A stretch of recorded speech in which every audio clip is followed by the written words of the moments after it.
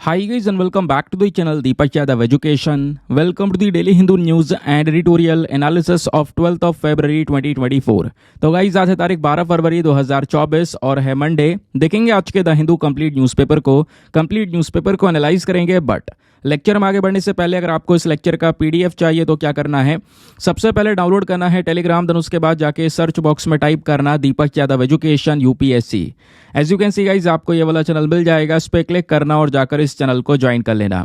यहाँ से आप डेली बेसिस पे इस लेक्चर के पीडीएफ को डाउनलोड कर पाओगे।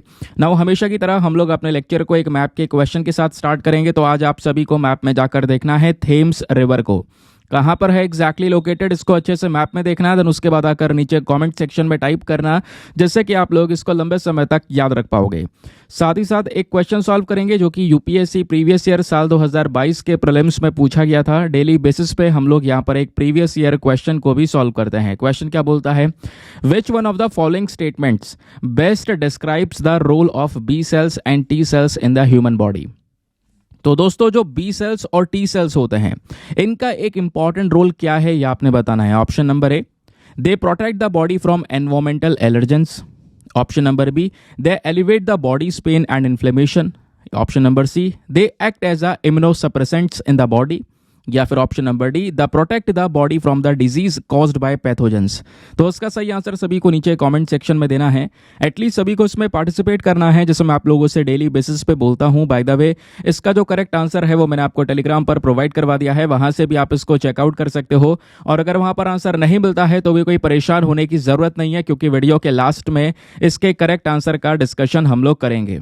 तो चलो शुभ आरंभ करते हैं और चलते हैं सबसे पहले इंडेक्स के ऊपर। देखेंगे आज के सेशन में कौन कौन से टॉपिक्स होने वाले हैं, या फिर आज के न्यूज़पेपर में कौन कौन से आर्टिकल्स है जिनका डिस्कशन किया जाएगा।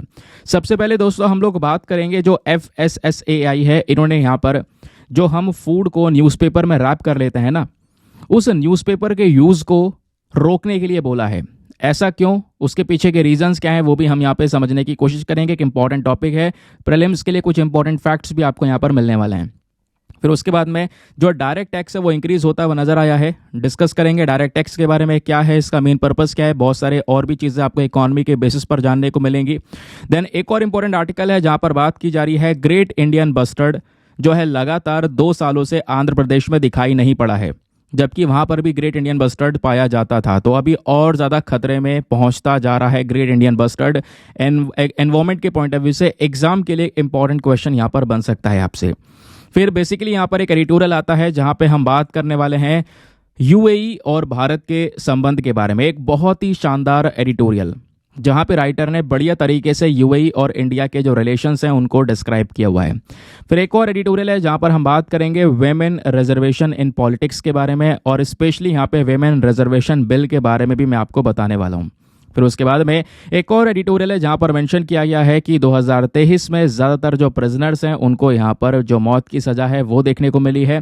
तो अभी ये पूरा 2023 का जो मामला है वो कैसा रहा, कौन कौन से देश हैं जहां पर सबसे ज़्यादा डेथ पेनल्टीज़ दी गई हैं, ऐसा एक हमारे पास में स्टैट आया है। तो डेथ पेनल्टी के बारे में भी कुछ स्पेसिफिक जो चीज़ें हैं वो यहाँ पर डिस्कस करेंगे। दोनों पॉइंट ऑफ व्यूज़ आपको जानने को मिलने वाले हैं। तो आज के सेशन में ये कुछ रेलिवेंट टॉपिक्स होने वाले हैं हमारे न्यूज़पेपर से, जिसको हम यहाँ पर डिस्कस करेंगे डिटेल से। तो चलो आगे बढ़ते हैं, स्टार्ट करेंगे हमेशा की तरह हम अपने थंबनेल वाले टॉपिक से। तो दोस्तों चाहे वो इंडियन एक्सप्रेस हो, चाहे वो टाइम्स ऑफ इंडिया हो, कई सारे न्यूज़पेपर के अंदर ऑलरेडी पिछले साल भी और अब भी ये आर्टिकल्स पब्लिश हो चुके हैं जहाँ पर मेंशन किया जा रहा है जो हमारा FSSAI है, ठीक है, इन्होंने यहाँ पर क्या क्या है, एक वार्निंग जारी की है कि जो हम लोग न्यूज़पेपर का इस्तेमाल करते हैं खाने पीने की चीज़ों को रैप करने के लिए या उसमें स्टोर करने के लिए, तो वो चीज़ें कहीं ना कहीं एक व्यक्ति के लिए या ह्यूमन बॉडी के लिए हार्मफुल हो सकती है। तो उस चीज़ को हमें रोकना होगा। अब पहली चीज़ दोस्तों आपने एग्जाम के लिए क्या ध्यान रखना होगा, ये स्टेटमेंट या ये वार्निंग किसने दी है, ये दी है FSSAI ने। इसकी फुल फॉर्म है food safety and standards authority of India. आप लोग देखते होंगे कई सारे प्रोडक्ट्स हैं जिसके पीछे यहाँ पर FSSAI का टैग भी होता है, ठीक है। ये बेसिकली फूड सेफ्टी को प्रमोट करता है ताकि जो हेल्दी फूड है वो लोगों तक पहुँच सके। तो पहले हम इस बॉडी के बारे में जान लेते हैं, फिर आपको बताऊंगा आखिरकार न्यूज़पेपर में ऐसा क्या है जिसकी वजह से हमें अपने फूड को उसमें रैप नहीं करना चाहिए, जो कि यहाँ पर इस बॉडी ने भी मेंशन किया हुआ है। तो पहली चीज़ दोस्तों, FSSAI एक ऑटोनोमस स्टैच्यूटरी बॉडी है, खुद से डिसीजंस लेने का काम करती है। लेकिन स्टैच्यूटरी बॉडी का मतलब आपको पता है कई बार बता चुका हूँ, जो कि एक पर्टिकुलर एक्ट के माध्यम से बनाई गई हो। यहाँ पर जो कानून है वो कौन सा है, वो है food safety and standards act of 2006। तो ये 2006 के कानून के बेसिस पे दोस्तों इस बॉडी को बनाया गया, दैट इज़ वाई इसको स्टैच्यूटरी बॉडी बोलते हैं। मैं आपको बता दूं तो एक क्वेश्चन आपके दिमाग में भी आएगा, ये 2006 में बॉडी आई क्या? 2006 से पहले फूड सेफ्टी या स्टैंडर्ड्स को सेट करने के लिए कोई बॉडी नहीं थी? दोस्तों उससे पहले भी बॉडी हुआ करती थी, लेकिन अब बहुत सारी अलग अलग बॉडीज हुआ करती थी। फॉर एग्जाम्पल, खाने में मिलावट को रोकने के लिए एक एक्ट हुआ करता था, prevention of food adulteration act 1954। फिर उसके बाद में food products order 1955, meat food products order 1973। इस प्रकार के अलग अलग चीज़ को लेकर कानून हुआ करते थे। और मैं आपको बता दूं, इन सब कानूनों को ख़त्म कर दिया गया। इन सब लॉज को रिप्लेस करके दोस्तों ये food safety and standard authority of India बनकर आया था, ध्यान रखना है। समझ गए? तो इसने क्या कर दिया, सारे जो मल्टी लेवल डिपार्टमेंट्स थे, मल्टी लेवल बॉडीज थी, सबको खत्म करके एक सिंगल बॉडी यहां पर बन गई, FSSAI। सवाल यह है इसका मेन काम क्या है, इसका रिस्पॉन्सिबिलिटी क्या है? तो इसकी रिस्पॉन्सिबिलिटी है जो पब्लिक हेल्थ है उसको प्रोटेक्ट के साथ साथ प्रमोट भी करना। एक इंसान का जो स्वास्थ्य है, उसका हेल्थ है, वो बहुत इंपॉर्टेंट चीज़ है। हेल्थ है तो सब कुछ है। हेल्थ कैसे मेंटेन होगी? जब वो अच्छा खाना कंज्यूम करेगा, ठीक है। तो उसी फूड सेफ्टी को रेगुलेट करने के लिए, उस फूड की क्वालिटी को मेंटेन करने के लिए यहाँ पर ये जो बॉडी है वो रिस्पॉन्सिबल है। ये body ministry of health and family welfare के अंडर में काम करती है। ध्यान रखना, कभी कभी मंत्रालय भी आपसे पूछ लिया जाता है। इसका हेडक्वार्टर न्यू दिल्ली के अंदर में है। कुछ रीजनल ऑफिस भी हैं हमारे देश में अलग अलग जोन्स के अंदर। बाकी दोस्तों इसके अंदर जो चेयरपर्सन होते हैं और जो चीफ एग्जीक्यूटिव ऑफिसर होते हैं FSSAI के, उनको हमारी सेंट्रल गवर्नमेंट यानी कि केंद्र सरकार खुद से अपॉइंट करती है। और जो चेयरपर्सन इसमें होते हैं वो बेसिकली सेक्रेटरी के रैंक के चेयरपर्सन आपको देखने को मिलेंगे। अब ये जो बॉडी है food safety standard authority of India, इसके फंक्शंस और पावर्स क्या हो सकते हैं? इसका मेन कार्य क्या है? तो मेन कार्य है जो भी हमारे फूड प्रोडक्ट्स हैं दोस्तों, उसको लेकर रेगुलेशंस, उसके क्या स्टैंडर्ड्स होने चाहिए उसको सेट करना, उसको फ्रेम करना, लाइसेंस जारी करना, रजिस्ट्रेशन देना फूड वाले बिजनेसेस को, है ना, फूड सेफ्टी लॉज लेकर आना, प्लस जो फूड की क्वालिटी है उसके ऊपर एक निगरानी रखना, मॉनिटरिंग करना, फूड सेफ्टी इश्यूज़ को यहाँ पर उसके ऊपर रिसर्च कंडक्ट करना, ट्रेनिंग प्रोवाइड करवाना, फूड सेफ्टी के बारे में ज़्यादा से ज़्यादा आप कह सकते हो अवेयरनेस फैलाना, है ना, जागरूकता फैलाना लोगों के अंदर में कि भाई जो एक सेफ फूड है वो क्या हो सकता है, आपने किस तरीके से सतर्क रहना है, कौन सा फूड आपको नुकसान पहुंचा सकता है। तो वो सारे स्टैंडर्ड सेट करने के लिए यहाँ पर FSSAI बॉडी यहाँ पर आपको देखने को मिल जाती है। ना फाइनली अब बात करते हैं इस न्यूज़ के बारे में, जो अभी हमने डिस्कस किया कि आखिरकार हम इस न्यूज़पेपर को क्यों नहीं यूज़ कर सकते। तो न्यूज़पेपर को रोकने की बात की गई है क्योंकि दोस्तों न्यूज़पेपर के अंदर जो इंक का इस्तेमाल किया जाता है उसमें बहुत सारे बायो एक्टिव मटेरियल्स प्रेजेंट होते हैं। और वो बायो एक्टिव मटेरियल्स क्या है, एक इंसान के हेल्थ के ऊपर नेगेटिव इम्पैक्ट डाल सकते हैं हमारे फूड को, क्योंकि अगर आप उसमें फूड रैप करोगे तो आपको पता होगा न्यूज़पेपर की जो इंक है उस पर छप भी जाती है। उससे जो फूड है वो और ज़्यादा कह सकते हो कि अनहेल्दी होता चले जाता है, हेल्थ इश्यूज़ हो सकते हैं। और ये जो प्रिंटिंग इंक होती है जो न्यूज़पेपर के अंदर यूज़ की जाती है, इसमें कुछ केमिकल्स प्रेजेंट होते हैं, जैसे लेड हो गया या हैवी मेटल्स भी प्रेजेंट होते हैं, जिससे यहाँ पर एक इंसान के जो हेल्थ है वो और ज़्यादा ख़राब हो सकती है। तो इसको सीरियसली लेना काफ़ी ज़्यादा ज़रूरी है। फूड को रैप करने वाले कई सारे पेपर आते हैं, कई सारे और भी प्रोडक्ट्स मार्केट के अंदर में हैं जिसका हम यूज़ कर सकते हैं। हमें न्यूज़पेपर को, ये जो हम यूज़ कर रहे हैं उसको छोड़ना होगा। आगे आते हैं नेक्स्ट इंपॉर्टेंट आर्टिकल की तरफ। आज के ही न्यूज़पेपर में पेज नंबर 3 पर एक आर्टिकल प्रेजेंट है जिसको हम GS पेपर नंबर 3 एनवायरमेंट के पॉइंट ऑफ व्यू से लिंक करेंगे। तो दोस्तों बात यहाँ पर है ग्रेट इंडियन बस्टर्ड के बारे में। कई बार ये बर्ड न्यूज़ में रह चुकी है। ये जो बर्ड आपको स्क्रीन पर दिख रही है, थोड़ी सी ब्राउन है, थोड़ी सी वाइट है, यही है ग्रेट इंडियन बस्टर्ड। ये एक ऐसी बर्ड है जिसकी संख्या बहुत ज़्यादा कम हो चुकी है। मैं आपको बताऊं 6-7 या 8-10 के आसपास ये बर्ड्स बची होंगी, उसके बाद पूरी प्रजाति खत्म हो चुकी है। तो आप समझ सकते हो क्रिटिकली एंडेंजर्ड स्पीशी है, इसको प्रोटेक्शन देना बहुत ज़्यादा ज़रूरी है। वैसे कुछ स्टेट्स में ये पाई जाती है, फॉर एग्जांपल राजस्थान के अंदर में, गुजरात में और आंध्र प्रदेश में। लेकिन प्रॉब्लम ये नज़र आई, इस पर्टिकुलर आर्टिकल में भी ये बताया गया है कि जो ग्रेट इंडियन बस्टर्ड है वो पिछले 2 सालों से आंध्र प्रदेश के अंदर जो एक रोलापड़ू वाइल्ड लाइफ सेंचुरी है जहाँ पर ये बर्ड देखने को मिला करती थी, वो पिछले 2 सालों से नहीं देखने को मिली है। तो कहीं ना कहीं हमें अब इस ग्रेट इंडियन बस्टर्ड के ऊपर में एक मॉनिटरिंग करना ज़रूरी है। क्योंकि दोस्तों ये कुछ ही पॉपुलेशन बची है। यहाँ पर बोला जा रहा है कि इस स्पीशी की जो रेंज है वो लगभग 1 से या फिर 6 के आसपास यहाँ पे ग्रेट इंडियन बस्टर्ड बची होंगी, जो कि थार डेजर्ट में देखने को मिली हैं। तो एग्जाम के लिए, प्रीलिम्स के लिए इंपॉर्टेंट फैक्ट्स आपके सामने रेडी हैं। सबसे पहली चीज, ग्रेट इंडियन बस्टर्ड के बारे में जानेंगे। इसका साइंटिफिक नेम है आर्डियोटेस नेग्रेसिप्स। ये राजस्थान की स्टेट बर्ड भी है और इंडिया की मोस्ट क्रिटिकली एंडेंजर्ड बर्ड, यानी सबसे ज्यादा खतरे में रहने वाली प्रजाति। इस वजह से इसको मोस्ट क्रिटिकली एंडेंजर्ड बर्ड का जो टैग है वो दिया जा रहा है।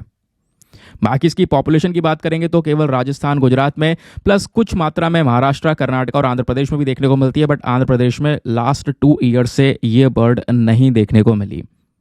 अच्छा, इनकी पॉपुलेशन इतनी तेजी से कम हुई, क्या रीजंस हो सकते हैं? वेरियस रीजंस हैं। सबसे पहली चीज़, जो यहाँ पर एक इलेक्ट्रिसिटी ट्रांसमिशन लाइन होती हैं, उनसे टकराने की वजह से यहाँ पर इन बर्ड्स की मृत्यु हो जाती है। या फिर कई सारा जो यहाँ पर ये जिस एरिया में पाई जाती हैं, जो इनका नेचुरल हैबिटेट है, लगातार डेवलपमेंट की वजह से वो नेचुरल हैबिटेट डैमेज हो रहा है। उस वजह से भी दोस्तों यहाँ पर इनकी पॉपुलेशन कम हो रही है। तो इस वजह से इनको कुछ प्रोटेक्शन स्टेटस दिया गया है। जैसे IUCN के रेड लिस्ट में क्रिटिकली एंडेंजर्ड कैटेगरी में कवर किया गया है और साइट्स के अंदर में अपेंडिक्स 1 में रखा गया है। अपेंडिक्स 1 में रखने का मतलब है इसका जो इंटरनेशनल ट्रेड वगैरह है वो आप बिल्कुल नहीं कर सकते। वाइल्ड लाइफ प्रोटेक्शन एक्ट के अंदर में शेड्यूल 1 में कवर किया गया है, यानी कि हाई प्रोटेक्शन दे रखी है। कोई इसकी हंटिंग वगैरह नहीं कर सकता, हंटिंग करेगा तो कुछ पेनल्टीज यहाँ पर उसके ऊपर लगाई जाएंगी। तो इस तरीके से यहाँ पर इसका प्रोटेक्शन स्टेटस है। डायरेक्टली दोस्तों IUCN वगैरह पूछ लिया जाता है, तो ध्यान रखिएगा इस बात को। देखो, UPSC ने 2019 में एक प्रश्न पूछ लिया था कि भाई 3 स्टेटमेंट से बताओ, इन तीनों में से कौन सा स्टेटमेंट सही है। जैसे पहला कि जो एशियाटिक लॉयन है ये नेचुरली इंडिया में ही पाया जाता है केवल। सेकंड, जो डबल हम्ड कैमल है ये नेचुरली इंडिया में पाया जाता है। थर्ड, जो 1 हॉर्न राइनोसरस है ये भी केवल नेचुरली भारत में ही पाया जाता है। तो उसका सही उत्तर है ऑप्शन नंबर ए केवल, बाकी दोनों गलत है। केवल एशियाटिक लॉयन है जो इंडिया में नेचुरली पाया जाता है, बाकी ये कुछ और जगहों में और कंट्रीज में भी पाए जाते हैं, ध्यान रखना। ठीक है, इसी तरीके से आप देखोगे 2012 में भी क्वेश्चन पूछा गया। यहाँ पे आपसे सीधा एंडेंजर्ड स्पीशी के बारे में पूछ लिया गया कि भैया बताओ, नीचे ऑप्शन है और ऑप्शन में 4 एनिमल्स के नाम दिए गए हैं, बताओ इनमें से कौन सा एक ऐसा ऑप्शन है जिसमें चारों के चारे जानवर एंडेंजर्ड स्पीशीज के अंदर में है। तो एंडेंजर्ड स्पीशीज में यहाँ पर सबसे पहला वाला ऑप्शन सही है। ग्रेट इंडियन बस्टर्ड ये भी खतरे में है, musk deer, red panda, Asiatic wild ass. तो आप देख रहे होंगे ऐसे क्वेश्चंस बन जाते हैं। मैं बस आपको एक एग्जांपल दिखा रहा हूँ कि थोड़ा सा प्लीज़ ध्यान रखिएगा, क्योंकि क्वेश्चन बनेगा तो आप रेडी होंगे उसको सॉल्व करने के लिए। आगे आते हैं। अब दोस्तों पेज नंबर 1 पर एक आर्टिकल प्रेजेंट है जिसको हम अपने GS पेपर नंबर 3 इकोनॉमी के साथ भी लिंक करेंगे, लेकिन उसके साथ साथ दोस्तों हमारे प्रीलिम्स के लिए इंपॉर्टेंट फैक्ट्स भी रेडी होंगे। तो यहाँ पे बात की जा रही है डायरेक्ट टैक्स के बारे में। आपको पता होगा जो टैक्स होते हैं दोस्तों, वो टैक्स 2 प्रकार के होते हैं। एक होता है डायरेक्ट टैक्स और एक होता है इनडायरेक्ट टैक्स। ठीक है, अब दोनों के बीच में क्या डिफरेंस होता है सभी को पता है। डायरेक्ट टैक्स जैसे कि आपका यहाँ पे पर्सनल टैक्स वगैरह, पर्सनल इनकम टैक्स वगैरह हो गया, ठीक है, जो कि आप डायरेक्टली किसी कंपनी या एंटिटी को यानी गवर्नमेंट को पे कर रहे हो, जो भी आपके ऊपर टैक्स लगा रहा है, डायरेक्टली आप इनकम से पे कर रहे हो, वो डायरेक्ट टैक्स है। इनडायरेक्ट टैक्स जो है ये हर कोई पे करता है। हर कोई पे करने का मतलब है जो आप छोटा छोटा प्रोडक्ट कुछ भी लेकर आ रहे हो, कोई पैकेट का आपने खरीदा, उसके ऊपर भी दोस्तों एक टैक्स लग रहा है, GST वगैरह, जिसको आप कह सकते हो गुड्स एंड सर्विस टैक्स। तो वो टैक्स हर कोई व्यक्ति पे करता है। जबकि डायरेक्ट टैक्स या इनकम टैक्स की बात करेंगे तो वो हर कोई व्यक्ति नहीं पे करता। इसको लेकर अपने आप में कुछ स्टैंडर्ड्स हैं, वो यहाँ पर फॉलो करने होते हैं। ये लिमिट है, अगर वो लिमिट क्रॉस हो रही है तो वो व्यक्ति यहाँ पर अपना इनकम टैक्स देगा।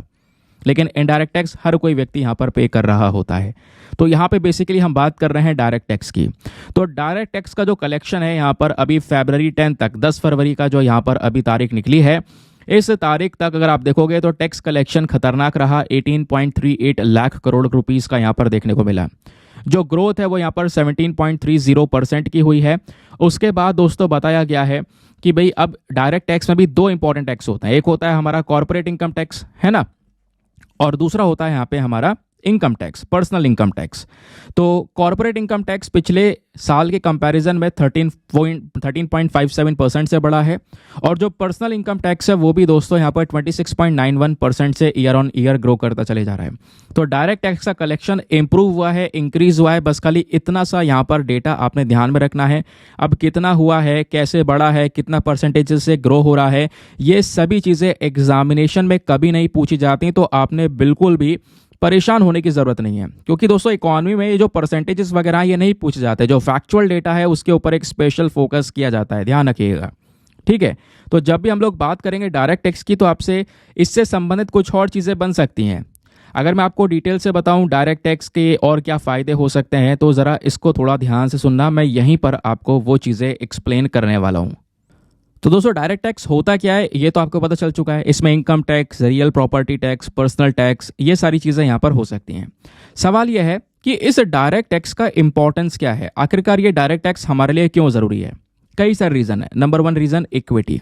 ठीक है, अब ये क्या मैटर है, ज़रा यहाँ पर इस बात को दोस्तों ध्यान से सुनना। होता क्या है, जो डायरेक्ट टैक्स है जिसमें इनकम टैक्स, वेल्थ टैक्स है, ये सब क्या है, ये प्रिंसिपल ऑफ एबिलिटी के ऊपर डिपेंड करता है। जैसे मैंने आपको बताया, जिस व्यक्ति की इनकम बहुत ज़्यादा है, बहुत ज़्यादा वो अर्न कर रहा है, ठीक है, ऑब्वियस ही बात है उससे यहाँ पर टैक्स लिया जाएगा, वो टैक्स पे भी करेगा। जिस व्यक्ति की इनकम ही कम है वो यहाँ पर टैक्स नहीं पे करता। इसकी एक लिमिट है, जैसे मैंने आपको बताया 7 लाख और समथिंग, कुछ ऐसी लिमिट्स आपको देखने को मिल जाती हैं। ठीक है, तो यहाँ पर ये इक्विटी को प्रमोट करता है, प्रिंसिपल ऑफ एबिलिटी टू पे के ऊपर ये काम करता है। जिसके अंदर क्षमता है वो यहाँ पर पे करेगा, समझ गए।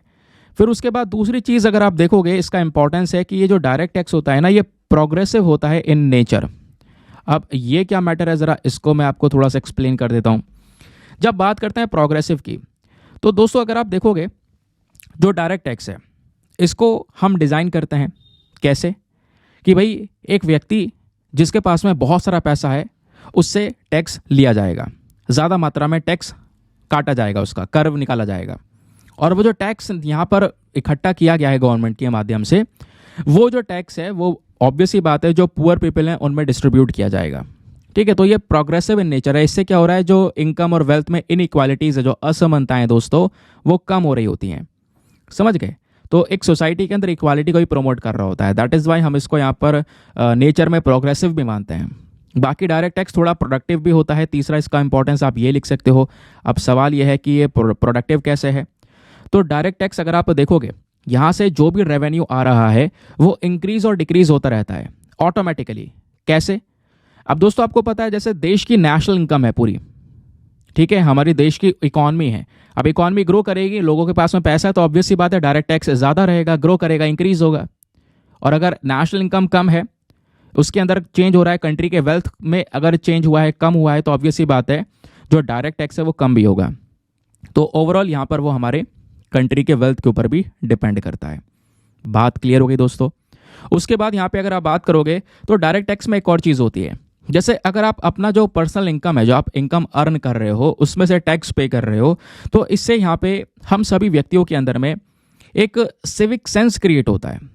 कहने का मतलब यह है कि जो सिटीजन्स अपना जो पर्सनल इनकम है, जो कि मेहनत की कमाई है, उसमें से टैक्स अगर दे रहे हैं गवर्नमेंट को, तो वो जानते हैं कि भाई उस टैक्स की वैल्यू क्या है ना। वो सिटीजन्स अपनी ड्यूटी को रियलाइज कर सकेंगे कि भाई हमारा कर्तव्य है टैक्स पे करना, ताकि जिससे डेवलपमेंट हो सके देश का, समझ गए। तो इस बेसिस पर यहाँ पे डायरेक्ट टैक्स को हम देख सकते हैं। इसका इंपॉर्टेंस अलग अलग प्रकार से हो सकता है। ये तो मैंने कुछ यहाँ पर आपको झलक बताई है, आगे डिटेल से और कुछ भी बताया जा सकता है, बट इतना ध्यान में रखना। आगे आते हैं ना। आगे बढ़ने से पहले एक इंपॉर्टेंट इन्फॉर्मेशन दोस्तों, अगर आप लोग हमारे पेड ग्रुप्स को ज्वाइन करना चाहते हो तो आपके पास में एक बढ़िया मौका है इसको ज्वाइन करने का। यहाँ पर आपको डेली बेसिस पे करंट नोट्स के पीडीएफ वगैरह प्रोवाइड करवाए जाते हैं। फॉर एग्जांपल, जैसे आप ये देख पाओगे, हमने आर्टिकल डिस्कस किए, इस आर्टिकल से ज़्यादा इंपॉर्टेंट इसका बैकग्राउंड डेटा था। ये सभी बैकग्राउंड डेटा आपको दोस्तों प्रिंटेड नोट्स के फॉर्म में प्रोवाइड करवाया जाता है। यानी कि एक सिंपल सा आपको पीडीएफ दिया जाता है जिसमें सारा का सारा डेटा प्रिंटेड रहेगा। उसके बाद आप उसका चाहो तो प्रिंट आउट वगैरह निकलवा सकते हो। अच्छी बात दोस्तों यहाँ पर यह है, ये पीडीएफ हिंदी और इंग्लिश दोनों भाषाओं में है। यहाँ पे आपको बहुत सारे बेनिफिट्स मिल जाते हैं। इस ग्रुप में सारा कंटेंट सिक्योर है, और ऐसा नहीं है कि आज ज्वाइन करोगे तो केवल आज के ही पीडीएफ्स मिलेंगे और आज से मिलना शुरू होंगे, नहीं। अगर आप आज भी ज्वाइन करोगे, सारे पुराने पीडीएफ्स भी आपको मिलेंगे और करंट पीडीएफ्स भी आपको मिलते रहेंगे, आगे भी मिलेंगे। और दोस्तों यहाँ पर अच्छी बात यह भी है कि इस ग्रुप में सारा कंटेंट सिक्योर है। होता नहीं है यार कि हम लोग पीडीएफ स्टोर वगैरह कर रहे होते हैं, स्टोरेज में इश्यूज आते हैं, कई सारे और भी दिक्कत है, क्योंकि यहाँ पर बात करंट अफेयर्स की है और करंट अफेयर्स हमें 1.5-2 साल के कवर करने हैं। तो ये सारी चीज़ें इस ग्रुप में स्टोर रहती हैं। किसी भी तारीख का पीडीएफ ओपन करो, डाउनलोड करो, पढ़ो, डिलीट कर दो, आपके पास में अनलिमिटेड ऑप्शंस हैं, आपका स्टोरेज क्लियर रहेगा, कंटेंट भी सिक्योर रहेगा। और इस ग्रुप को ज्वाइन करने के लिए क्या करना होगा, फिलहाल तो यहाँ पर अगर आप देखोगे तो इस ग्रुप के लिए जो फ़ी पेमेंट है वो बहुत ही मिनिमम है, just 499 for the lifetime access, या जब तक आपका सिलेक्शन ना हो जाए तब तक आप 499 में इस ग्रुप को ज्वाइन करके रख सकते हो।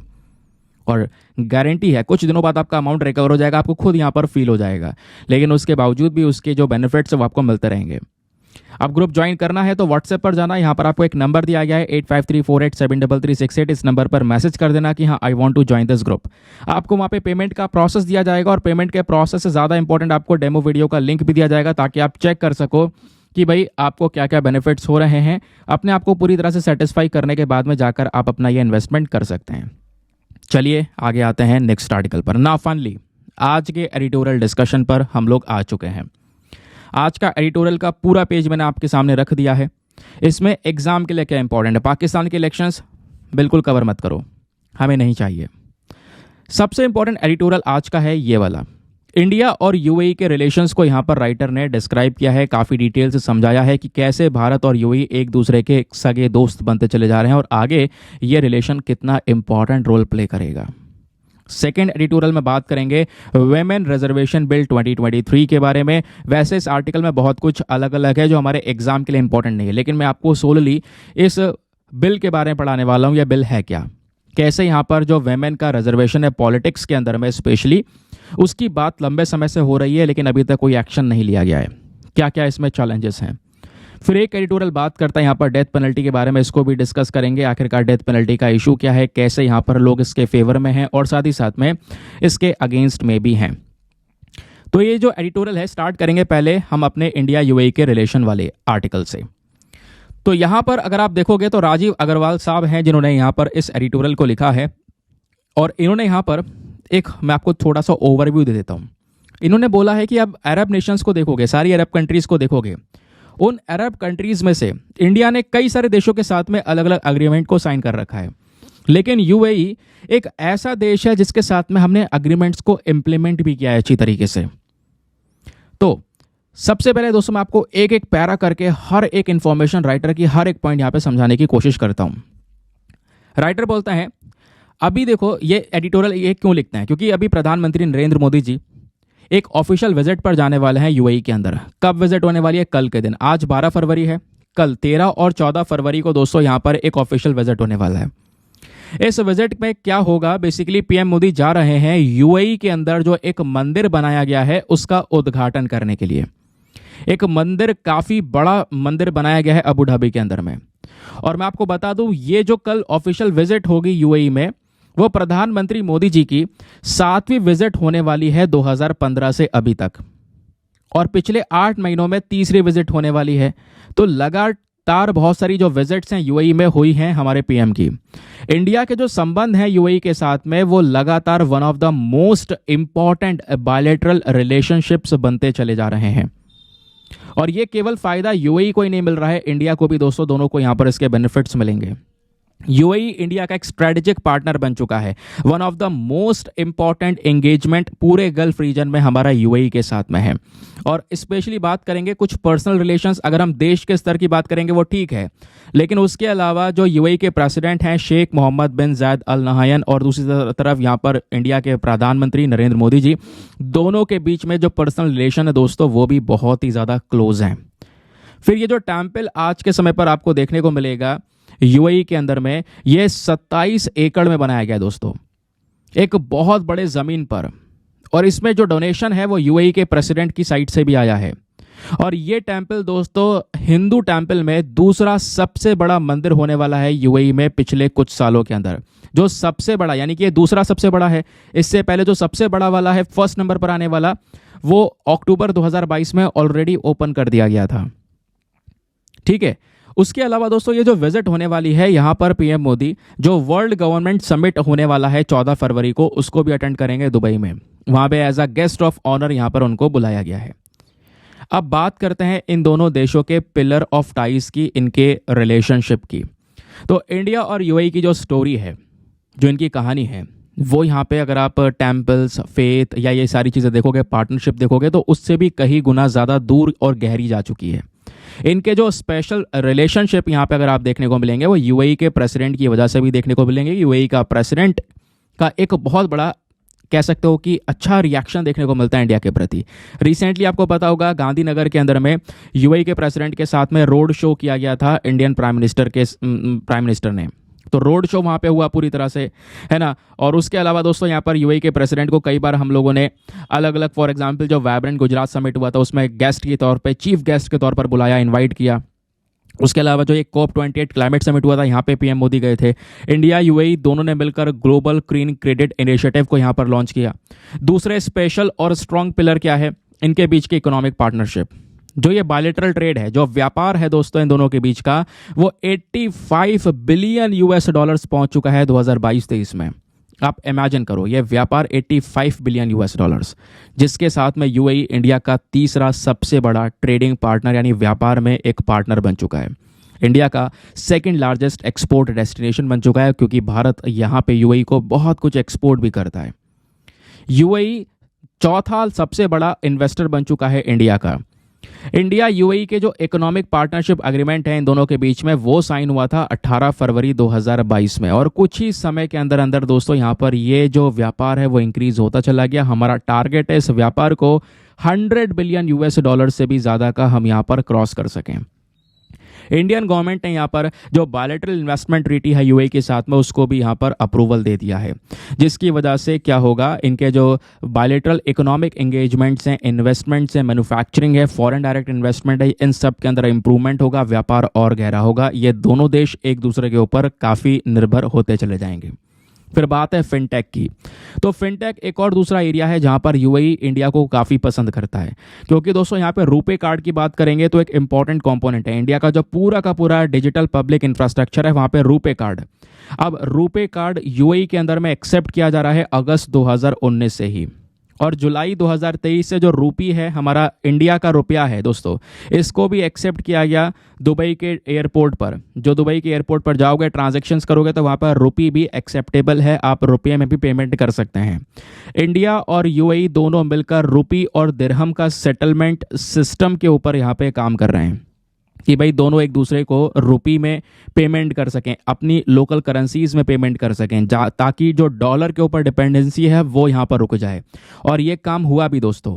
जो इंडियन ऑयल कॉरपोरेशन है, इन्होंने रुपी में पेमेंट किया Abu Dhabi national oil company को फॉर कच्चा तेल इम्पोर्ट। कहने का मतलब यह है कि आपको पता है ना, हम यूएई से बहुत सारा जो क्रूड ऑयल है, कच्चा तेल है, वो भी इंपोर्ट करते हैं, तो हमारी कंपनियां इंपोर्ट करती हैं। तो इंडियन ऑयल कॉरपोरेशन ने जो दुबई की Abu Dhabi national oil company है, इससे कच्चा तेल इंपोर्ट किया। उसके बदले में जो पेमेंट है, जो पहले हम डॉलर वगैरह में किया करते थे, वो पेमेंट हमने अब किस में किया है, रुपी में, अपने देश की करेंसी में वो पेमेंट किया है। और वही करेंसी बाद में जो यूएई है वो यूज़ कर सकता है कुछ चीज़ें इंडिया से इंपोर्ट करने के लिए। ठीक है, ये बात आपको क्लियर हो गई। तो इस तरीके से आप देख पाओगे रिलेशंस कैसे दोनों के देशों के बीच में स्टेब्लिश होते चले गए। अब यहीं पर बात आती है एनर्जी सिक्योरिटी के बारे में। तो यूएई जो है इंडिया का एक ट्रस्टेड पार्टनर भी है एनर्जी सिक्योरिटी के मामले में। और ये इकलौता ऐसा नेशन देखने को मिलेगा जिसके पास में स्ट्रैटेजिक ऑयल रिजर्व हैं जो इंडिया में स्टोर्ड है। कहने का मतलब ये है कि दोस्तों यूएई के साथ में हमने एग्रीमेंट साइन किया था। यूएई हमारी मदद कर रहा है इंडिया के स्ट्रैटेजिक पेट्रोलियम रिजर्व को, यानी कि जो पेट्रोल का भंडार होता है, तेल का भंडार होता है, जब अगर हम मान लो तेल का शॉर्टेज पड़ जाए तो इसी भंडार से हम यूज़ करते हैं। तो इसको लेकर Abu Dhabi national oil company ने दोस्तों इन्वेस्ट किया हमारे इस ऑयल स्टोरेज फैसिलिटी में बेंगलुरु के अंदर में। और जो स्टार्टिंग का इन्वेस्टमेंट है वो $400 मिलियन का है। तो यहाँ पर भी यूएई इंडिया की हेल्प कर रहा है, जिसके बेसिस पर पीपल टू पीपल रिलेशंस भी यहाँ पर इंप्रूव हो रहे हैं। दोनों देशों की अगर हम बात करेंगे तो यूएई ने और इंडिया ने एक्सेप्शनल काम किया एक दूसरे के देश को लिए। क्योंकि फॉर एग्जाम्पल जब बात करते हैं उससे ओआईसी की, organisation for Islamic countries, Islamic cooperation भी अगर आप देखोगे तो बहुत सारी जो इस्लामिक कंट्रीज हैं वो सब ओआईसी के मेंबर्स हैं। तो ओआईसी में वैसे इंडिया का कोई रोल नहीं है। यूएई ने 2019 की ओआईसी की जो मीटिंग थी फॉरेन मिनिस्टर की, वो होस्ट की कि भाई हम यहाँ पे होस्ट कर रहे हैं। और होस्ट करते हुए यूएई ने यहीं पर पाकिस्तान को सबसे बड़ा झटका ये दिया कि उन्होंने सीधा भारत के एक्सटर्नल अफेयर मिनिस्टर को as a chief guest, as a honour country OIC की मीटिंग में बुला लिया। ये इस्लामिक कंट्रीज की मीटिंग चल रही थी। तो उस दौरान यहाँ पर जो एक्सटर्नल अफेयर मिनिस्टर हुआ कर रही थी वो थी सुषमा स्वराज। तो इनको यहाँ पर as a guest of honour बुलाया गया। अब ये आई, जिसको लेकर पाकिस्तान ने खूब प्रोटेस्ट भी किया। पाकिस्तान का प्रोटेस्ट होता रहा अलग, लेकिन यूएई ने पाकिस्तान की एक ना सुनी और सीधा सीधा यहाँ पर इन्वाइट किया।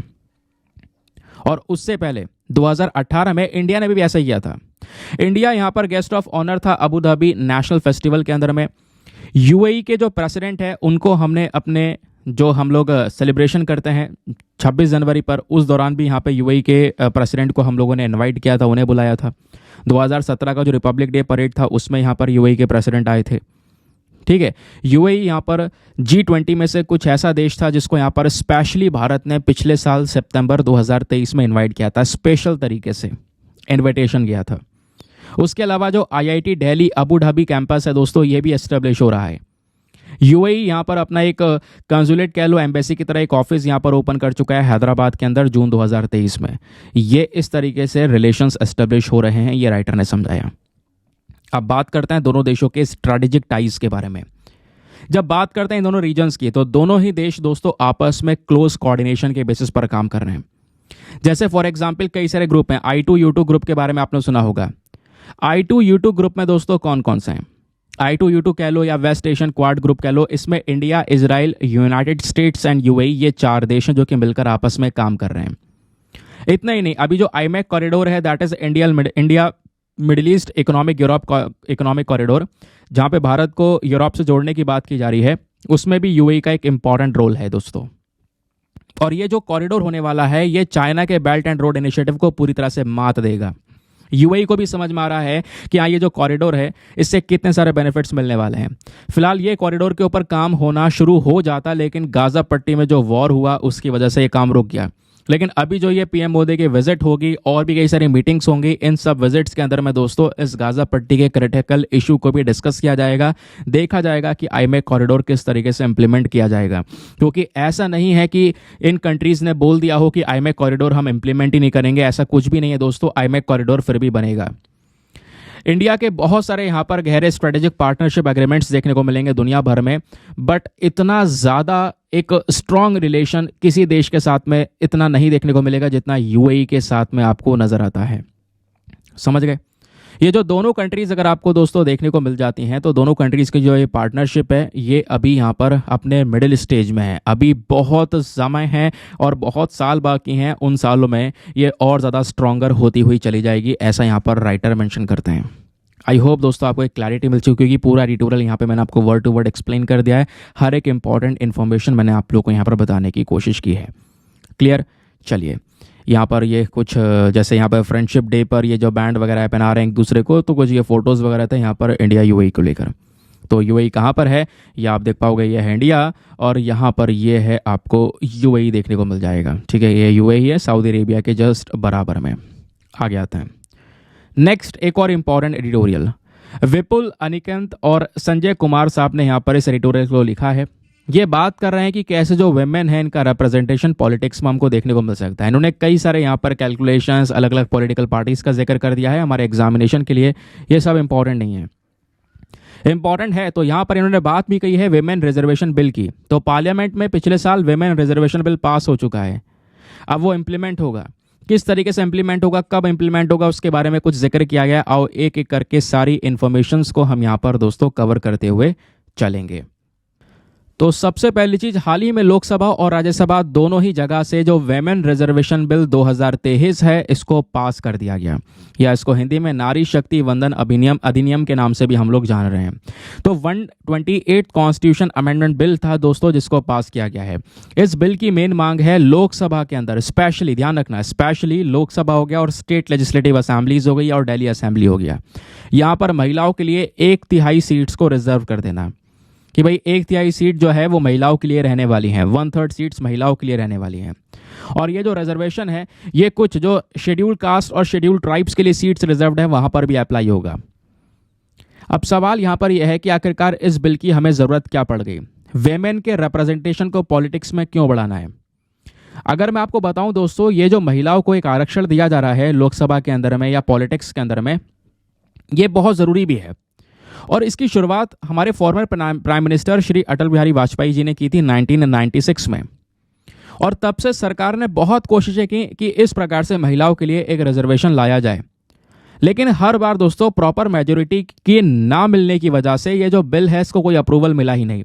लेकिन लास्ट ईयर दोनों हाउसेस से ये जो बिल है ये पास हो चुका है, बस पास हुआ है, इम्प्लीमेंट अभी भी नहीं हुआ है।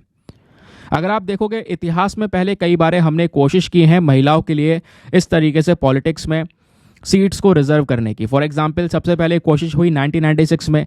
1996 में सबसे पहला वेमेन रिजर्वेशन बिल लाया गया था पार्लियामेंट के अंदर में। और 1998 से लेकर 2003 के बीच में गवर्नमेंट ने, आप कह सकते हो कि 4 बड़े बड़े ओकेजन्स पर बिल को बार बार रखा हाउसेस में, बट हर बार ये फेल हो गया। फिर 2009 में सरकार ने वापस से यहाँ पर प्रोटेस्ट होते हुए इस बिल को रखा। 2010 में यूनियन कैबिनेट ने इस बिल को पास कर दिया, बिल को राज्यसभा से पास कर दिया। लेकिन आपको पता है एक बिल को कानून बनने के लिए दोनों ही जगह से पास होना जरूरी है, चाहे वो राज्यसभा हो चाहे वो लोकसभा हो। तो यहाँ पे राज्यसभा से पास हो गया, लोकसभा से पास नहीं हुआ, तो यहाँ पर भी अगेन मामला जो रुक गया। यूनियन कैबिनेट ने पास कर दिया बिल को और यूनियन कैबिनेट के थ्रू राज्यसभा से ही पास हो गया। फिर 2014 में जो बिल है ये लोकसभा के अंदर में लाया गया। तो हर बार कोशिशें बहुत सारी हुई लेकिन कहीं पर भी ये इसको अप्रूवल नहीं मिला। अब सवाल यह है कि आखिरकार इस बिल की इतनी ज़रूरत हमें है भी क्या? जैसा चल रहा है चलने दें। ज़रूरत इसलिए दोस्तों क्योंकि जब हम लोग बात करते हैं एमपीज़ की, मेंबर ऑफ पार्लियामेंट की, तो पार्लियामेंट में जितने भी मेंबर्स हैं उसमें जो महिलाएं हैं वो केवल 82 हैं लोकसभा के अंदर और 31 है राज्यसभा में। तो यानी कि लोकसभा में जितने भी मेंबर्स हैं उसकी 15% महिलाएं केवल, और राज्यसभा में जितने भी मेंबर्स उसके केवल 13% महिलाएं हैं। तो वेमेन का जो रोल है या कह सकते हो जो संख्या है पॉलिटिक्स में, पार्लियामेंट में, वो बहुत लोअर है। जबकि आप दूसरे कंट्रीज को देखोगे, क्योंकि यूएन वेमेन डेटा के अकॉर्डिंग बताया जा रहा है रवांडा में 61% वेमेन है पार्लियामेंट में उनकी। क्यूबा में 53% का कह सकते हो कि रिप्रेजेंटेशन है महिलाओं का पॉलिटिक्स में। निकारागुआ में 52% है, बांग्लादेश में 21%, पाकिस्तान में 20%, जबकि इंडिया में काफ़ी कम है। तभी यहाँ पर ये जो बिल है इसको लाया गया। अब सवाल यहाँ पर यह है जो ये बिल है इसके इंपॉर्टेंट फीचर्स क्या हैं। सबसे पहला फीचर अगर आप देखने को मिलेगा वो यह है कि महिलाओं को लोअर हाउस यानी कि लोकसभा के अंदर में एक रिजर्वेशन दिया जाएगा। और ये जो बिल है ये बेसिकली क्या करेगा, महिलाओं को एक रिजर्वेशन देगा लोकसभा के अंदर में। ये जो बिल है ये यहाँ पे अगर हम लोग को बात करेंगे तो जो रिजर्वेशन मिलेगा वो रोटेशनल बेसिस पर मिलेगा। कभी रिजर्वेशन होगा कभी नहीं होगा, इस बेसिस पर भी ये काम करेगा, जो कि कहीं ना कहीं ये यहाँ पर एक क्रिटिसिज्म भी बन जाता है, आगे मैं आपको बताऊंगा। तो जो महिलाओं के लिए रिजर्वेशन है हमारे स्टेट लेजिस्लेटिव असेंबलीज में वो भी यहाँ पर इस बिल के तहत मिल रहा है। केवल पार्लियामेंट की बात नहीं कर रहे हैं, लोकसभा की बात नहीं कर रहे हैं, लोकसभा के साथ साथ जो हमारी विधानसभा है दोस्तों वहां पर भी महिलाओं को रिजर्वेशन की बात की गई है इसमें। ठीक है, उसके अलावा जो ये रिजर्वेशन है ये कब से लागू होगा? अभी देखो पास हो चुका है बिल, लेकिन लागू तब होगा जब हमारे पास में प्रॉपर सेंसस आएगा, जनगणना आएगी। फिर हमारे पार्लियामेंट में डिलिमिटेशन होगा, डिलिमिटेशन के बेसिस पर सीट्स बदलेंगी। जैसे जैसे पॉपुलेशन चेंज हुई होगी उसके हिसाब से दोस्तों यहाँ पे लोकसभा के अंदर सीट्स के अंदर बदलाव होगा। उसके बाद ही यहाँ पर ये जो पर्टिकुलर लॉ है वो यहाँ पे इम्प्लीमेंट होने वाला है। अब बात यहाँ पर यह है कि जो सीट्स रिजर्व की गई है महिलाओं के लिए ये हर डिलिमिटेशन में रोटेट होती रहेगी, यानी कि कभी ये आरक्षण जो महिलाओं को दिया गया है पॉलिटिक्स में वो कभी रहेगा कभी नहीं रहेगा, रोटेशन बेसिस पर चलेगा। अब सवाल यहाँ पर यह है ये जो बिल है इसके अगेंस्ट में भी कई सारे आर्गूमेंट से लोग खड़े हो चुके हैं। उनका सबसे पहला यहाँ पर कहना यह है कि भाई आपने चलो यहाँ पे बिल वगैरह पास करके काम आसान कर तो दिया, लेकिन लागू कब होगा? जब डिलिमिटेशन हो जाएगा उसके बाद, तो बहुत समय नहीं हो जाएगा, इसको पता नहीं कब इंप्लीमेंट होने वाला है, ये हमको नहीं पता। दूसरी चीज दोस्तों ये जो करंट बिल है यहां पर राज्यसभा या स्टेट लेजिस्लेटिव काउंसिल्स को छोड़ दिया गया है।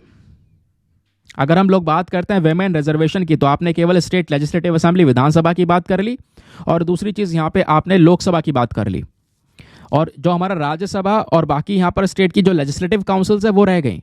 वहां पर भी डिस्कशंस होने चाहिए थे। आपने केवल लोअर हाउस के अंदर में रिप्रेजेंटेशन दे दिया, लेकिन अपर हाउस में भी रिप्रेजेंटेशन होना जरूरी था। फिर उसके बाद में दोस्तों यहां पर इस बिल में यह भी मेंशन किया जा रहा है कि जो वेमेन रिजर्वेशन बिल है इसको यहां पर 15 साल के लिए, आगे 15 साल के लिए रिजर्वेशन दिया जा रहा है महिलाओं को। उसके 15 साल बाद इसको वापस से रिव्यू करेगा पार्लियामेंट, जरूरत होगी तो देगा, जरूरत नहीं होगी तो नहीं देगा। तो ये भी कहीं ना कहीं एक प्रॉब्लमेटिक सिनेरियो होने वाला है इस पर्टिकुलर बिल को लेकर। ये बेसिकली इस पूरे के पूरे आर्टिकल में मेंशन्ड है। तो आई होप दोस्तों आपको वेमेन रिजर्वेशन बिल के बारे में हर एक इंपॉर्टेंट एस्पेक्ट क्लियर हो चुका होगा। अब बात करते हैं आज के मेंस के क्वेश्चन के बारे में। आज का जो मेंस का क्वेश्चन है हमारा वो इसी आर्टिकल के ऊपर बेस्ड है। बहुत ध्यान से सुनना ताकि आप बढ़िया सा आंसर लिख सको। क्वेश्चन ये है, examine the reasons for under representation of women in Indian political system. आखिरकार क्या मेन कारण है जिसकी वजह से महिलाओं का जो रिप्रेजेंटेशन है हमारे पॉलिटिकल सिस्टम में वो बहुत ही ज़्यादा कम है। और जो ये वेमेन रिप्रेजेंटेशन बिल 2023 आया है, ये कैसे दोस्तों यहाँ पर इंडियन पॉलिटिक्स में जो ये जेंडर गैप है महिलाओं और पुरुष के बीच में, इस जेंडर गैप को बंद कर सकता है। ये आपने 250 शब्दों में इसके बारे में सारा इन्फॉर्मेशन शेयर करना है। एक बार हिंदी में रीड कर देता हूँ ताकि हिंदी माध्यम वाले एस्पिरेंट भी इसको बढ़िया से पढ़कर एक बढ़िया सा आंसर लिख सकें। तो क्वेश्चन बात करता है, भारतीय राजनीतिक प्रणाली में महिलाओं के कम प्रतिनिधित्व के कारणों की जांच कीजिए। महिला प्रतिनिधित्व विधेयक 2023 भारतीय राजनीति में लैंगिक अंतर को कहां तक खत्म करेगा, इसके बारे में बताएं। 250 शब्दों को में आंसर लिखने के बाद में कहां पर आपने सबमिट करना है, सबसे पहले टेलीग्राम पर जाना, वहां पे जाके सर्च बॉक्स में लिखना दीपक यादव एजुकेशन मेंस ग्रुप। जैसे आप फुल फॉर्म लिखोगे मेरा टेलीग्राम चैनल मिलेगा जहां पे ऑलरेडी 78,000 से ज़्यादा लोग जुड़ चुके हैं। आप भी जुड़कर अपने आंसर्स को लेकर सबमिट कर सकते हो।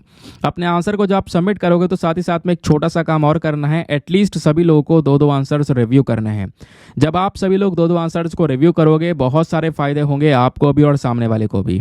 आपको कुछ इंपॉर्टेंट पॉइंट्स मिलेंगे जो आप अपने नोट्स में इंक्लूड कर सकते हो। सामने वाले के आंसर में अगर कोई मिस्टेक होती है तो आप उनको बता सकते हो कि यहाँ पर इंप्रूवमेंट की आवश्यकता है।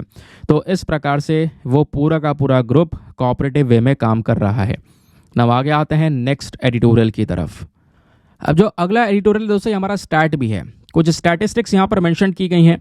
यहाँ पर बोला जा रहा है 2023 में जो हमारा पूरा साल निकला है, पिछला साल, उस साल बहुत सारे जो प्रिजनर्स हैं ऐसे थे जिनको डेथ पेनल्टी यहाँ पर फेस करनी पड़ी है।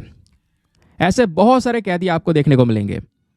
अब उसमें से कई सारे लोग यहाँ पर जो सज़ा है वो माफ़ हो जाती है, किसी की सज़ा कंफर्म हो जाती है, तो कंफर्म होने वाली सज़ा काफ़ी कम है। लेकिन यहीं पर चार्ट नंबर 4 को अगर आप देखोगे तो ये चार्ट ये दिखाता है दुनिया में ऐसे टॉप 10 देश जहां पर 2022 में सबसे ज़्यादा लोगों को यहाँ पर दोस्तों मौत की सज़ा दी गई। तो चाइना इसमें सबसे आगे है। चाइना ने most number of death penalty दी है 2022 में अकॉर्डिंग टू एमनेस्टी इंटरनेशनल। तो एमनेस्टी इंटरनेशनल जो बॉडी रिपोर्ट लाती है उसके अकॉर्डिंग यहाँ पर बताया जा रहा है। चाइना के बाद में दूसरे नंबर पर ईरान है जहाँ पर सबसे ज़्यादा डेथ पेनल्टी दी गई। ईरान के बाद सऊदी अरेबिया के बाद Egypt, then US, then Singapore, then Iraq, then Kuwait, then Somalia and then South Sudan. इस प्रकार के टॉप ये 10 कंट्रीज आपको देखने को मिल जाते हैं।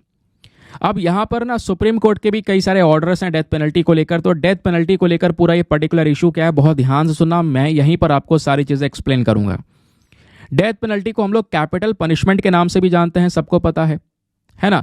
अब यहाँ पर डेथ पेनल्टी दी जाती है एक क्रिमिनल ऑफेंस के बेसिस पर कि भैया एक इंसान ने जिसने एक घिनौना क्राइम किया है, मर्डर, रेप, इस प्रकार की अगर कोई क्राइम हुआ है तो उसके बेसिस पर डेथ पेनल्टी यहाँ पर दी जाती है।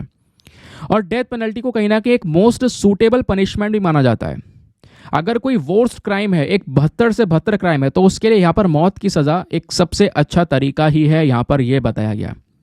लेकिन बहुत सारे क्रिमिनोलॉजिस्ट हैं, बहुत सारे सोशलॉजिस्ट यहाँ पर इकट्ठे हो चुके हैं जो कि डेथ पेनल्टी को ख़त्म करने की मांग करते हैं कि भैया डेथ पेनल्टी को अबॉलिश कर दिया जाए और ये मौत की सज़ा देनी बंद की जाए। अच्छा, और इसी वजह से इंटरनेट में दो तरफ से लोग डिवाइड हो जाते हैं। कई सारे लोग ऐसे हैं जो कि यहाँ पर बात करते हैं कि भैया डेथ पेनल्टी दी जानी चाहिए, यानी कि फेवर में यहाँ पर आर्ग्यू करते हैं। कई सारे लोग अगेंस्ट में है कि भैया नहीं, डेथ पेनल्टी नहीं दी जानी चाहिए।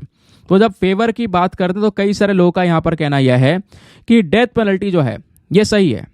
क्यों?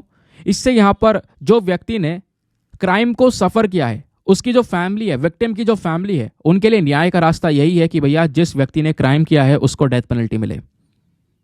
ये बात यहाँ पर कहना है। उसके अलावा डेथ पेनल्टी यहाँ पर एक इंडिकेशन दे सकती है कि भैया इस अपराध के लिए मौत की सज़ा ही है, इससे क्राइम कम हो सकते हैं, रेप कम हो सकते हैं, ये कहना है। तो जो विक्टिम की फैमिली है उनके लिए एक रिलीफ होता है डेथ पेनल्टी। वहीं पर दूसरी तरफ लोग खड़े होते हैं, उनका कहना यह है कि नहीं नहीं नहीं, डेथ पेनल्टी बिल्कुल सही नहीं है। अगेंस्ट में आर्गूमेंट वहां पर वो देते हैं। उनका कहना यहां पर यह है कि डेथ पेनल्टी में कई बार जो इनोसेंट पीपल हैं, जो मासूम लोग हैं, उनको भी यहां पर ये सजा मिल जाती है। तो जो कैपिटल पनिशमेंट है, अगर इनोसेंट पीपल यहां पर मारे गए तो कहीं ना, क्योंकि दोस्तों ये जस्टिस सिस्टम है, लॉ है, लीगल है। अब क्या यहां पर मिस्टेक हो सकती है? कहीं पर भी मिस्टेक हो सकती है। तो जब मिस्टेक होगी वहाँ पर इनोसेंट पीपल भी मारा जा सकता है। और अमनेस्टी इंटरनेशनल के अकॉर्डिंग यहाँ पर बताया जा रहा है जो ह्यूमन जस्टिस है दोस्तों वो खत्म हो जाएगा अगर हम यहाँ पर इस तरीके से डेथ पेनल्टी को एलिमिनेट नहीं करेंगे। तो डेथ पेनल्टी को पूरी तरह से खत्म होना चाहिए और बहुत सारी जो डेवलप्ड कंट्रीज हैं वो वहाँ पर एबॉलिश कर चुकी हैं। उसके बाद यहाँ पर कहना यह है कि जो डेथ पेनल्टीज हैं ऐसा नहीं इससे क्राइम रुकेगा, हमें यहाँ पर डेथ पेनल्टीज की बजाय यहाँ पर कुछ और दूसरे ऑप्शंस को देखना ज़रूरी है जहाँ पर हम फोकस कर सकते हैं क्राइम्स को कंट्रोल करने के लिए। और इंडिया में अगर आप देखोगे तो कुछ ऑफिशियल स्टैटिस्टिक्स यहाँ पर मेंशन करते हैं कि इंडिया जब से आज़ाद हुआ है 1947 में, उसके बाद से अभी तक केवल 720 यहाँ पर एग्जीक्यूशंस किए गए हैं, डेथ पेनल्टी दी गई हैं। और मेजॉरिटी ऑफ केसेस के अंदर में यहाँ पर डेथ पेनल्टी में एक माफ़ी मिल गई है, ऐसा भी यहाँ पे हमने देखा है। और सुप्रीम कोर्ट के भी कई सारे रूलिंग्स है जहां पर यह मेंशन किया है। सुप्रीम कोर्ट ने अपने दोस्तों कई सारे केसेस देखे हैं जहां पर डेथ पेनल्टी को लेकर कुछ स्टेटमेंट दिए हैं। फॉर एग्जांपल एक केस है Jagmohan Singh versus state of UP, 1973 का ये केस है। सुप्रीम कोर्ट ने यहां पर बोला था कि आर्टिकल 21 के अकॉर्डिंग अगर हम बात करेंगे तो एक इंसान को जीने का अधिकार है, तो डेथ पेनल्टी कहीं ना कहीं यहां पर ये प्रॉब्लम क्रिएट कर रहा है। और जो डेथ सेंटेंस यहां पर दी जा रही है ये डेथ सेंटेंस कहीं ना कहीं फिर ह्यूमन राइट्स के अगेंस्ट में चले जाता है। कई सारी बॉडीज आज के समय पर खड़ी हुई हैं। फिर एक और केस हुआ था जहां पर सुप्रीम कोर्ट के पास में, आपने देखा होगा इस केस की ना चर्चाएं बहुत होती हैं। उस केस का नाम है बचन Singh versus the state of Punjab, 1980 का केस था। सुप्रीम कोर्ट ने यहां पर बोला डेथ पेनल्टी ऑब्वियस ही बात है बंद भी नहीं होनी चाहिए। डेथ पेनल्टी अगर देनी है तो rarest of the rare case को यहां पर देनी चाहिए। Rarest of the rare case यानी कि जो बहुत ही बदतर केस है, जब यहां पर मर्डर ब्रूटल तरीके से, निर्दयी तरीके से हुआ हो या रेप हुआ हो, तो इस बेसिस पर यहां पर डेथ पेनल्टी सही है। तो rarest of the rare case में ही डेथ पेनल्टी देना सही रहेगा। ये सुप्रीम कोर्ट की साइड से यहां पर एक स्टेटमेंट यहां पर हमको देखने को मिल जाता है। आई होप दोस्तों यहां पर डेथ पेनल्टी के बारे में कुछ इन्फॉर्मेशन आपके साथ में यहां पर ये क्लियर हो चुकी है। समझ में आ गया? आगे आते हैं। अब बात की जा रही है डेथ सेंटेंस जो कंफर्म हुई है, वो डेथ सेंटेंस अभी तक सबसे कम कंफर्म हुई है 2023 में। ठीक है, कई सारी कंट्रीज यहाँ पे ऑलरेडी ये बिल लेकर आ चुके हैं। फॉर एग्जांपल घाना का यहाँ पर एग्जांपल दिया जा रहा है। घाना जो देश है ये एक बिल ला कर आ चुकी है जहाँ पर डेथ पेनल्टी को अबॉलिश करने की, खत्म करने की बात करते हैं। लेकिन चाइना इन चीज़ों में विश्वास नहीं रखता। चाइना ने सबसे ज़्यादा मौत की सज़ा दी है 2022 में। नाउ अब आते हैं हम लोग अपने प्रीलिम्स वाले क्वेश्चन पर। क्वेश्चन था 2022 का कि जो बी सेल्स और टी सेल्स हैं ह्यूमन बॉडी में, इनका मेन रोल क्या है। तो ऑप्शन नंबर डी इसका सही उत्तर है। ये दोनों सेल्स क्या करते हैं, हमारे बॉडी को पैथोजन से, जो बैक्टीरिया वायरस है, इन सबसे बचाने का काम करते हैं। तो option number D is the correct answer. Now इसी के साथ में करते हैं लेक्चर को समाप्त और मिलते हैं आप लोगों से अगले वीडियो में। आज के लिए bye bye, have a nice day, thank you and Jai Hind.